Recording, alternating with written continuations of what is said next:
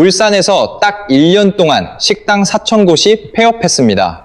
핵심 상권인 삼산동마저 한 집 건너 하나씩 임대 딱지가 붙어 있죠. 2층, 3층 술집들은 불 꺼진 채 닫혀 있습니다. 회식 끝나고 2차로 북적이던 바로 그 거리죠. 비슷한 시기 훨씬 소름 돋는 통계 하나가 나왔습니다. 올해 1분기에만 울산을 떠난 인구가 3,165명입니다. 30대를 제외한 모든 연령층이 이곳을 등졌습니다. 거대한 도시 하나가 통째로 유령 도시가 돼가는 중이죠. 그런데 이 도시 한복판에 국내 최대 자동차 공장이 있습니다. 단일 완성차 기준으로 하루 6,000대를 생산하는 현대차 울산 공장입니다. 이 거대한 심장이 작년 한 해에만 무려 6번이나 멈춰섰죠. 올해일 공장사 공장이 58년 만에 재건축에 들어갔고요. 그런데 어제인 2026년 5월 6일 이 공장 안에서 벌어진 일을 아시면 솔직히 화부터 나실 겁니다. 같은 날 노사협상장에서 노조가 사측에 청구서 한 장을 내밀었습니다. 작년 영업이익이 10조 3,604 18억 원이었거든요. 노조는 그중 30%인 약 3조 1,000억 원을 성과급으로 요구했습니다. 직원일 인당 6천만 원이 넘는 금액이죠. 이들 평균 연봉은 이미 1억 3천만 원입니다. 여기에 주 35시간만 일하겠다는 거죠. 정년 65 새 연장에 기본급 인상까지 세 가지가 한꺼번에 적혀 있었습니다. 노동시간은 5시간 줄이고 정년은 5년 늘리며 성과급은 30% 챙기겠다는 겁니다. 회사가 그 자리에서 24시간 가동되는 무인 공장을 짓겠다고 맞받아치자 노조는 딱 한 줄로 선을 그었습니다. 기계 단 한 대도 못 들여보낸다.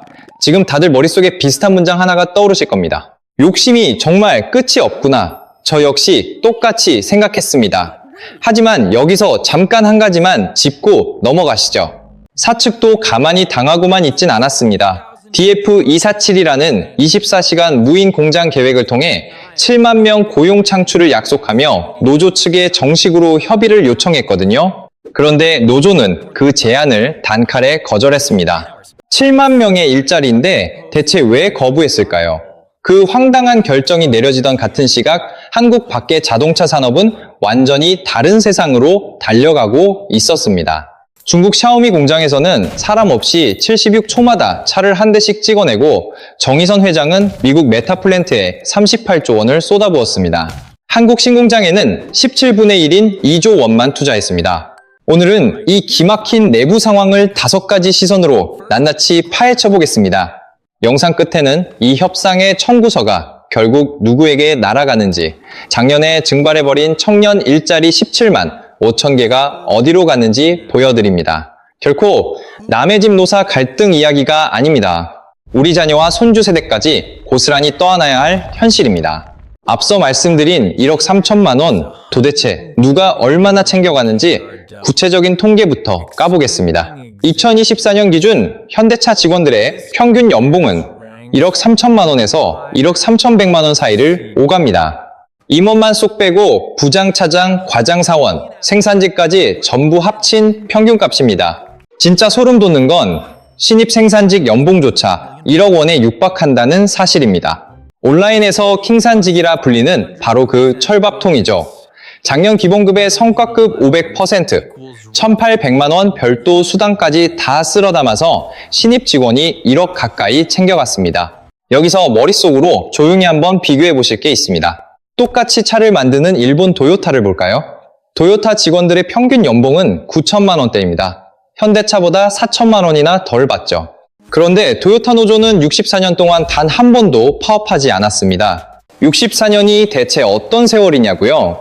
할아버지 세대가 20대이던 시절부터 지금 손주 세대에 이르기까지 공장 라인이 단 한 번도 멈추지 않았다는 뜻입니다. 연봉 4천만 원의 격차, 64년 무파업의 무게, 이 두 숫자가 암시하는 결말은 영상 끝쯤 가면 선명하게 보이실 겁니다. 일단 이 통계만 머릿속에 담아두고 계속 가보겠습니다. 자, 그럼 1억 3천만 원씩 받아가는 직원이 현대차에 몇 명이나 될까요? 무려 5만 명입니다. 이 5만 명이 작년 12월 9일 새로운 강성 노조 지부장을 선출했죠. 강성파로 분류되는 이종철 지부장이 54.58% 득표율로 당선됐습니다. 임기는 2026년 1월부터 2027년 12월까지 2년입니다. 즉, 이 영상이 나가는 2026년 5월 협상장에 앉아있는 사람이 바로 이분이라는 뜻이죠. 이종철 지부장이 후보 시절에 내걸었던 핵심 공약은 딱 3가지였습니다. 직접 들어보시죠. 어떤 분은 와 좋다 하실 테고 어떤 분은 이게 말이 되냐고 따지실 겁니다. 첫째 주 35시간 근무제, 둘째 퇴직금 누진제 도입, 셋째 임금 피크제 폐지. 여기서 뒤에 붙은 퇴직금 누진제와 임금 피크제, 직장인이라면 회식 자리에서 꼭 한 번씩 안주거리로 삼는 단어들이죠. 우리 회사는 이렇다더라, 옆 동네는 저렇게 바꿨다더라 하면서요. 완전 술자리 단골 주제잖아요. 바로 그 예민한 키워드들이 한국 최대 완성차 업체의 노사 협상 테이블에 동시에 올라가 버린 겁니다. 이게 현실적으로 무슨 뜻인지 딱 한 줄로 요약해드리겠습니다. 일은 5시간 덜 하고 퇴직금은 듬뿍 챙기며 정년 앞두고 월급 깎이는 일도 없게 만들겠다는 겁니다. 조금 더 구체적인 숫자로 파고들어 볼까요? 대체 주 35시간을 어떻게 적용하겠다는 걸까요? 연구와 일반 사무직 직원들은 곧바로 주 4.5 일제로 들어갑니다. 화수목은 풀로 뛰고 월요일 오전만 출근하거나 금요일 오후는 통째로 날려버리는 시기죠. 그리고 현장 기술직, 그러니까 공장 생산 라인 직원들은 매일 1시간씩 빼서 주 40시간을 35시간으로 줄이겠다는 겁니다. 잠깐 여기서 생각해보죠. 워라밸이나 저녁이 있는 삶, 평소에도 자주 듣는 말이고 사실 다 맞는 이야기거든요. 저 역시 일찍 퇴근하고 싶고 주 4.5일째 정말 부럽습니다. 문제는 이 요구가 연봉 1억 3천만 원 받는 자리에서 나왔다는 겁니다. 그리고 이 조건이 튀어나온 타이밍이 대체 언제였느냐는 사실. 이 2가지를 함께 묶어보셔야 전체 판이 명확하게 보입니다. 타이밍 이야기를 조금만 해보죠. 정확히 같은 시기에 사측은 24시간 사람 없이 알아서 돌아가는 무인 공장 카드를 꺼내 들었습니다. 이 부분은 잠시 뒤에 더 깊게 파헤쳐 보겠습니다. 지금 당장은 딱 하나만 머릿속에 넣어두시면 됩니다. 노조가 던진 35시간 카드는 바로 그 무인 공장 발표를 향한 반격이었다는 사실입니다. 다시 말해 회사가 생산 속도를 위해 기계를 돌리겠다고 선언한 바로 그 테이블에서 노조는 그럼 우리는 일하는 시간을 더 줄이겠다고 맞불을 놓은 겁니다. 여기까지 들으시면 아마 머릿속에 이 문장이 확 스치고 지나가실 겁니다. 도대체 이게 말이 되나? 그 의문은 잠시만 마음 한편에 접어두시죠. 쟁의를 주도한 노조가 왜 하필 이 패를 던졌는지는 영상 후반부에 확실히 짚어드릴 테니까요. 일단 협상 테이블에 올라간 진짜 조건부터 확인해 보겠습니다. 2026년 임금단체 협상, 줄여서 임단협. 지금 이 영상이 나가는 바로 지금 팽팽하게 굴러가고 있는 그 진짜 협상입니다. 노조 측이 던진 청구서는 이렇습니다. 첫째, 기본급 14만 9,600원 일괄 인상. 둘째, 작년 회사 순이익의 30%를 성과급으로 지급. 셋째, AI 도입에 따른 고용보장. 기본급 14만 9,600원. 이건 그저 맛보기에 불과합니다. 진짜 폭탄은 작년 순이익의 30% 성과급. 바로 이 대목이거든요. 현대차 작년 순이익을 반의 반만 쳐도 상상을 초월하는 엄청난 액수거든요. 거기서 무려 30%를 직원 몫으로 달라는 겁니다. 이 거대한 파이가 5만 명에게 쪼개진다고 상상해 보시죠. MZ세대 직원 1명당 꽂히는 현금이 대충 어느 정도일지 바로 감이 오실 겁니다. 치솟는 물가에 마트에서 한숨 푹푹 쉬는 우리네 입장에선 솔직히 속이 꼬일 수밖에 없죠. 바로 그 씁쓸한 감정. 그게 그 협상 테이블에 초대받지 못한 평범한 사람들이 느끼는 진짜 박탈감입니다.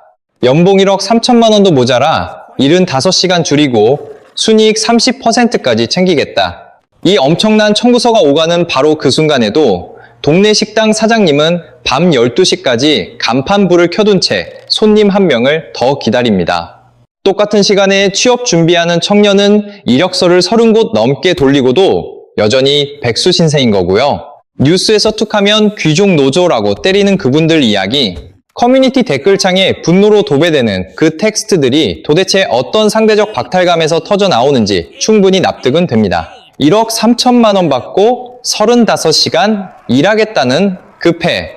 표면적인 숫자만 떼어놓고 보면 시청자분들 뇌리에 강렬하게 꽂힐 수밖에 없죠.